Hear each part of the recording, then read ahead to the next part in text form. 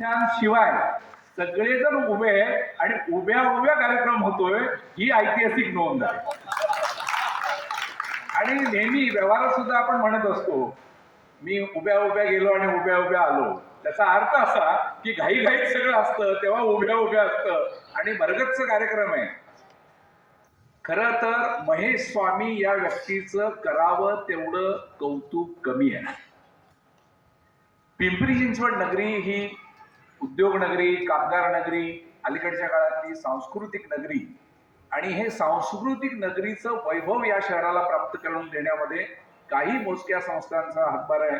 त्यामध्ये नाट्य परिषद असेल, साहित्य परिषद असेल, अनेक संस्था असतील.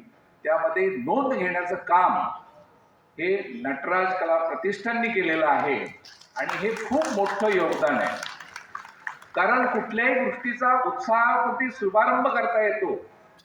फार तर एखादी संस्था 4-5 वर्ष चालते, पण सलग 25 वर्ष भव्य दिव्य स्वरूपाचे कार्यक्रम करणं आणि हजारो लोकांची उपस्थिती राहणं हे सामान्य काम नाही. आणि म्हणून या कामाच्यासाठी महेश स्वामी, त्यांची अर्धांगिनी आणि मगाशी जे पदाधिकारी या ठिकाणी आले ते सगळे यांचं जोरात टाळ्यांच्या कडकडाटात आपण मनापासून कौतुक करूया. आणि म्हणून रौप्य महोत्सव हा एक टप्पा आहे. त्यानंतर सुवर्ण महोत्सव व्हावं, शतक महोत्सव व्हावं आणि या सगळ्यासाठी सगळ्या मान्यवरांकडनं मनापासूनच्या शुभेच्छा आहेत.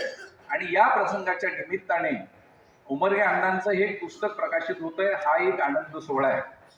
कारण वयाच्या 70च्या टप्प्यावर माणसं काही घर सोडत नाही, पण अशा काळामध्ये घराच्या व्यतिरिक्त समाजासाठी काही करावं